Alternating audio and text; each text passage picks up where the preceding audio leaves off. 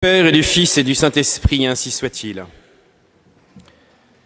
Chers frères, c'est le paradoxe de cet épître d'aujourd'hui, de ce dimanche de la sexagésime qu'on pourrait appeler aussi le dimanche paulinien.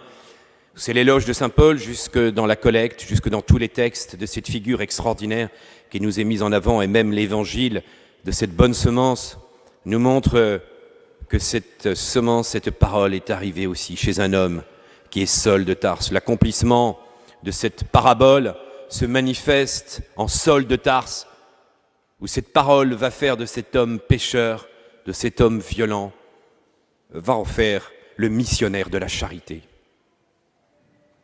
Chers frères, l'histoire même de Saul de Tarse est l'expression de l'essence du christianisme, de notre foi chrétienne.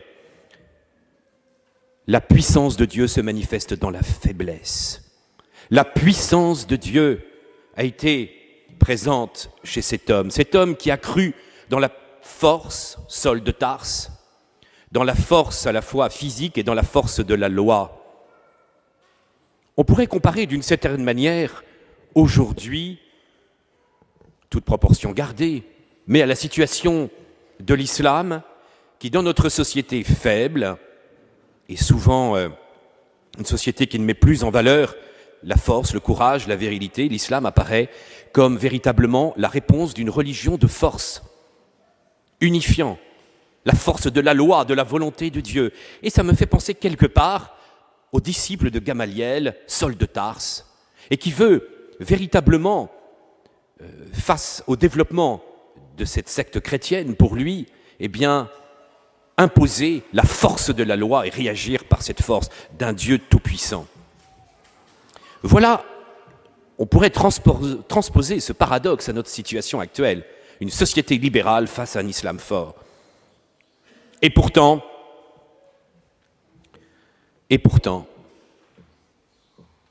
notre foi chrétienne se distingue tellement de la réalité de l'islam.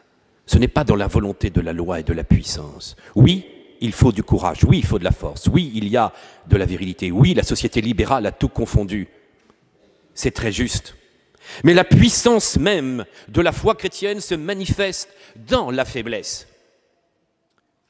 Cela veut dire que le véritable courage, la véritable virilité,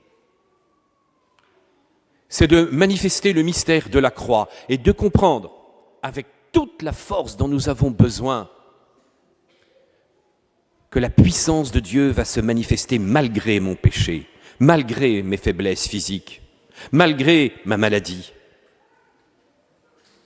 Et toute la force de chrétien sera justement d'avoir l'intérêt pour les plus petits, les plus faibles, pour le bébé à naître, pour le vieillard qui meurt, pour l'enfant, pour les handicapés, pour ceux qui sont dans la souffrance. C'est cette charité immédiate de tous ceux qui sont dans la souffrance. Et il faut toute la force, toute la virilité, tout le courage pour à la fois dans notre vie spirituelle vivre réellement de la puissance même du Christ, pour arriver à lutter contre mon péché, mais aussi pour arriver à témoigner de la charité.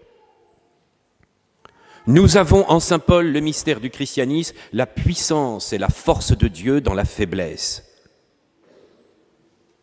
Oui, Saul de Tarse, qui est passé de l'homme violent à l'homme intérieur, de la puissance et de la force même de Dieu, lui-même va connaître du coup la faiblesse, et nous l'avons lu aujourd'hui. Il a été persécuté comme peu de missionnaires. Il a été rejeté, et lui-même connaît des faiblesses physiques. Il a comme une écharpe dans la chair. Est-ce un défaut d'élocution? Est-ce un problème physique? Les exégètes ne sont pas tous d'accord. Mais à certains moments, il dira même qu'il pouvait leur faire honte. Avait-il une maladie physique visible? Jusqu'à devenir comme véritablement un objet de honte, de dégoût. Quelqu'un d'immonde qui pouvait faire peur. Eh bien voilà celui que Dieu a choisi pour être le plus grand missionnaire de tous les temps. Celui qui allait bouleverser l'histoire du monde. Il le dit d'ailleurs, dans son épître aux Corinthiens, ce bouleversement incroyable qui est un véritable miracle. Il nous appelle à en comprendre toute la puissance divine.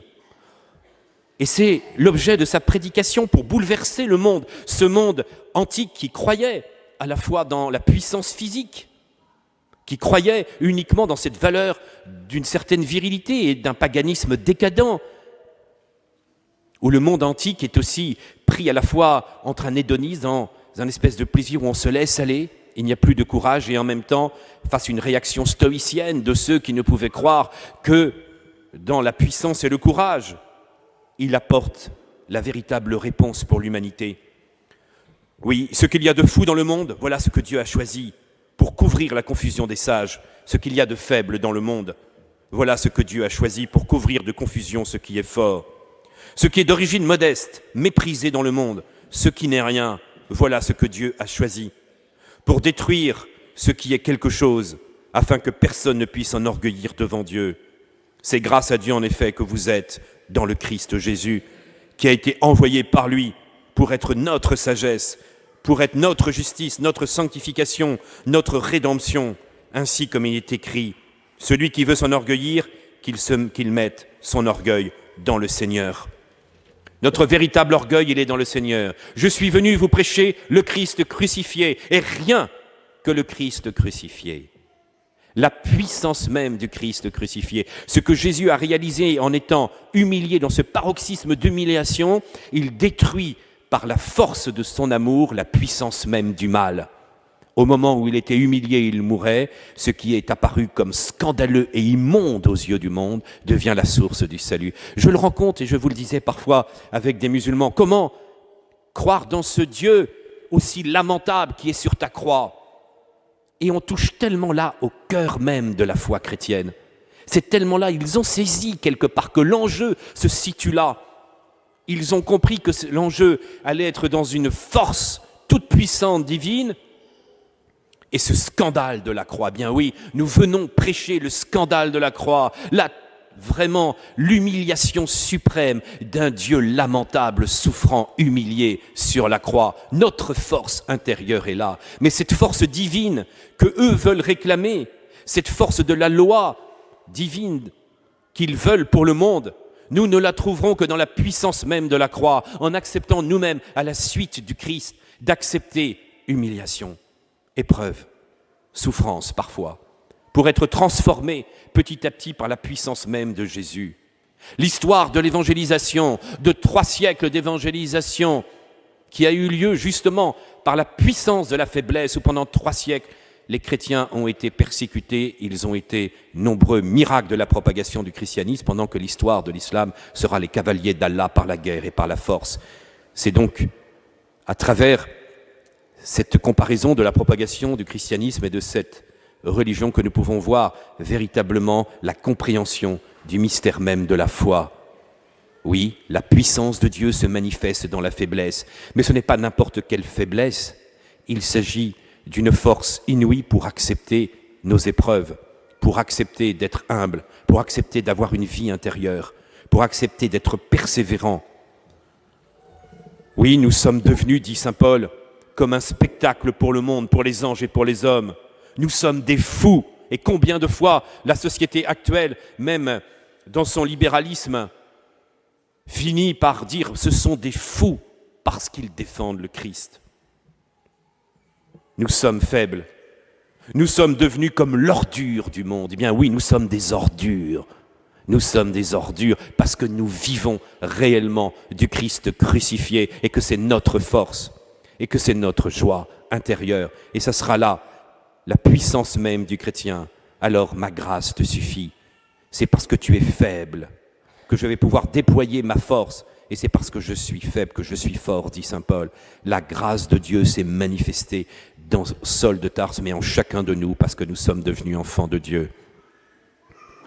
Simplement, comprenez bien que ce paradoxe du christianisme, de la faiblesse, qui devient notre force et du mystère de la croix, n'est pas une technique d'évangélisation, n'est pas une technique de bien-être.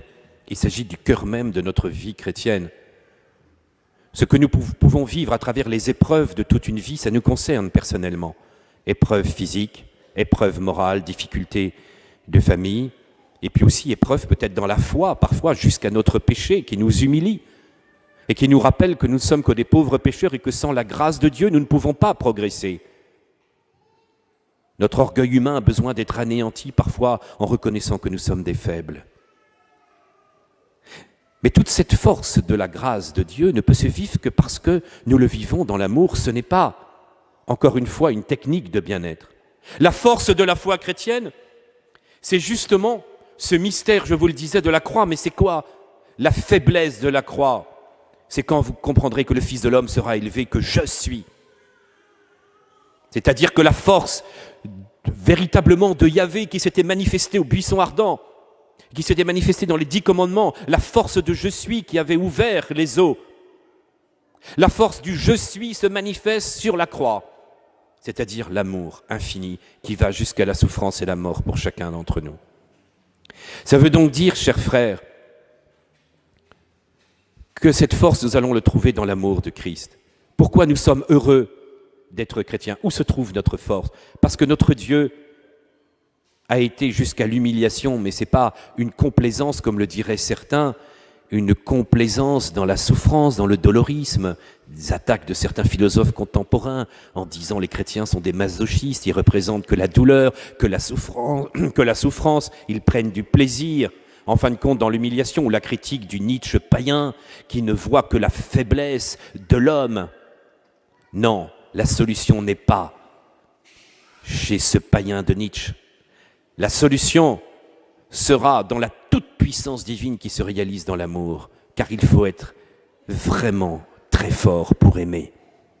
Et c'est donc dans un mystère de communion et de charité que peut se réaliser cette doctrine paulinienne qui n'est qu'en fin de compte que le mystère du Christ.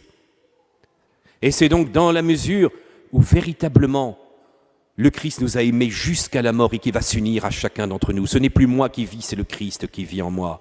Saint Paul a été véritablement l'homme qui a reçu la miséricorde, le miséricordier, si vous me permettez ce néologisme, pour être miséricordieux.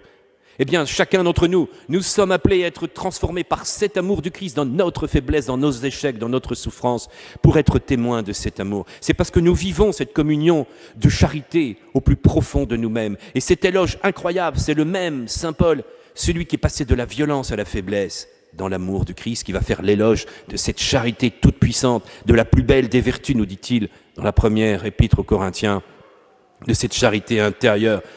Je peux tout faire dans le monde, mais si je n'ai pas la charité, je ne suis qu'une cymbale retentissante. Je peux livrer mon corps aux flammes, je peux faire tout. Mais si je n'ai pas la charité, je ne suis rien. Alors, je dois vivre de cet amour du Christ pour aimer les autres. Et la force de la foi chrétienne sera d'être transformée par cet amour de Jésus.